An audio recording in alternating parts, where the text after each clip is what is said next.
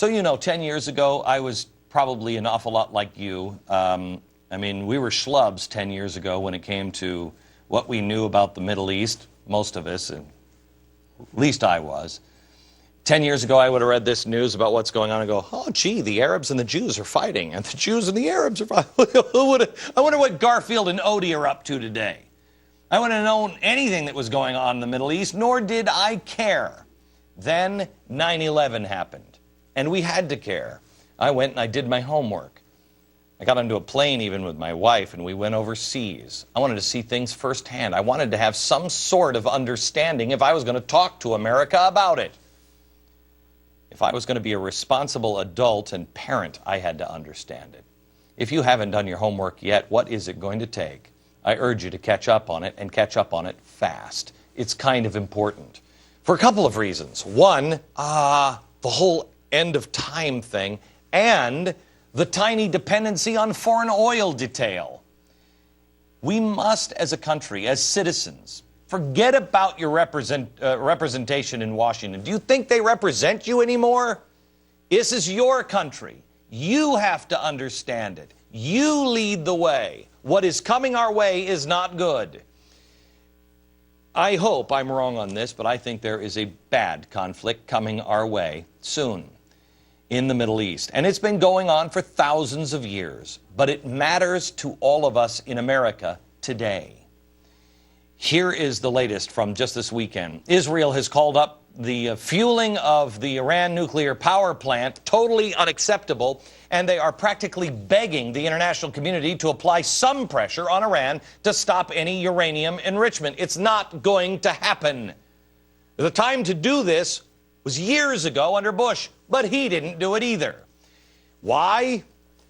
Well, some people like me thought we should have put pressure and help to the people in Iran because an airstrike isn't going to be good. But does Israel have a right to do it? Would we do it? If we were sitting in their position and Canada was doing what Iran is doing, do you think we'd strike Canada? You think people would be clamoring for it? Especially if the Canadian Prime Minister came out and said what President Mahmoud Ahmadinejad has said. He denies the Holocaust and then calls for Israel to be wiped off the map. Can you imagine sitting there and doing nothing if that's what Canada said about America, and then said that they would burn in the fires of the Islamic fury? I don't know. I think Israel might have an understandable position here. Right now they're calling for help, but the options are dwindling because we're wasting time. Where does our administration stand on the issue? I'm not really even sure. The powering up of the nuke plant gets a shrug of the shoulders. Would have seen that one coming. Maintaining now that the plant is not a proliferation risk. How? How exactly? You feel better? So now you have the tension building. You have Israel with fewer and fewer friends, and that includes, I believe, us, unfortunately. That increases the likelihood that Jews have a right to live. Israel and Jews have a right to live. What do you think they're going to do? What would you do? They're going to take the plant out. Now you have the Israelis informing the United Nations that they're going to use force to stop the new aid flotilla that reached the blockaded Gaza Strip. They said, this time we're going in. What would you do?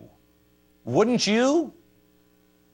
I mean, let's play this out. If you could even get Jimmy Carter, because, he's a man of peace. If you could get Jimmy Carter to put the peanut farm down for a second and draft another wonderful peace agreement that was so good the first time, does anyone believe that that would last? Do you really think in our arrogance that we can miraculously get these two sides together that have fought for 5,000 years to suddenly stop and go, you know what? we just gotta get together and have snacks. And whose side are we on? Brzezinski, he's the guy who was Jimmy Carter's national security advisor. He said just last year that not only should Obama not support an Israeli strike on Iran's nuclear sites, and I want to be very clear, that's insane. To strike is insane. To not strike is insane. That's why I said 5 years ago, We're going to be backed into a corner, and it's not going to be good. But he said, to stop them, we should actually shoot down Israeli jets if they try to do so. Here's how he responded to a question of how aggressive Obama should be in the case of an Israeli airstrike. Brzezinski, quote, "We're not exactly impotent little babies. They have to fly over our airspace in Iraq. We're just going to sit there and watch?" The interviewer then asks, quote, "What if they fly over anyway?" Brzezinski, "Well, we have to be serious about denying them the right. And that means a denial where you aren't just saying it. If they fly over, you have to go up and confront them." So the United States would confront Israeli jets. By the way, did anybody notice that we didn't pull our troops out of Iraq? We just changed the names. Did you notice that? We changed the names. What happens if the Middle East melts down? What does that mean to our troops? What does that mean to the peace in Iran, in Iraq? Aren't we in the middle of it again? So here we have Jimmy Carter's national security advisor suggesting that we defend Iran instead of Israel when a confrontation happens. That's the kind of thinking that permeates this current administration. The president also has a long record. He has said during his Cairo speech to the Muslim world that, yeah, denying the Holocaust is bad, but... On the other hand, it is also undeniable that the Palestinian people, Muslims and Christians, has suffered in pursuit of a homeland. For more than 60 years, they've endured the pain of dislocation. Boy, I wish somebody would read a history book from time to time. And then, let's see, 6 million slaughtered or dislocation. I'm not really seeing the parallel here, but thanks for stopping by.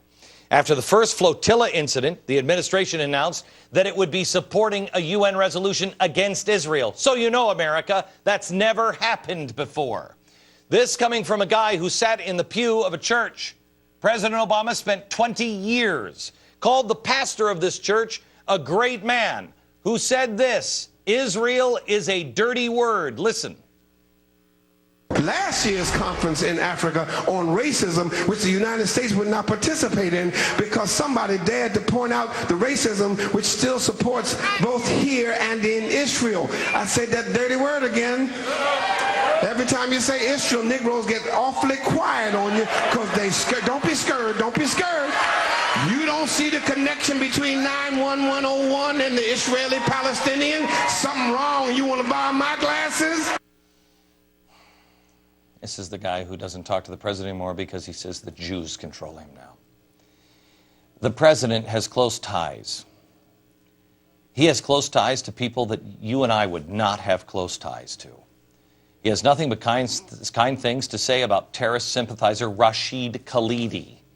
He also has ties with anti-Israel flotilla organizers Bernadine Dorn and Bill Ayers. The Deputy National Security Advisor for DHS, John Brennan, insulted Israel by using the phrase Al-Quds.